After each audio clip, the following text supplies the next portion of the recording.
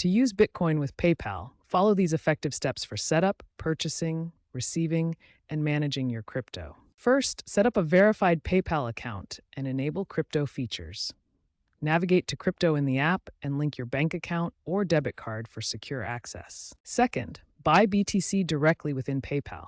Use the crypto interface to purchase Bitcoin, which is available for eligible verified users. Third, to receive BTC from an external wallet, sell it on the exchange for USDC, then transfer the USDC to PayPal via Paxos for seamless integration. Fourth, convert your BTC or USDC to USD within PayPal and withdraw the funds to your linked bank account for immediate use. Keep in mind purchase and sale limits of daily up to $10,000 and weekly up to $50,000 for verified US users, plus transaction fees of 1.49 to 2.9% per trade.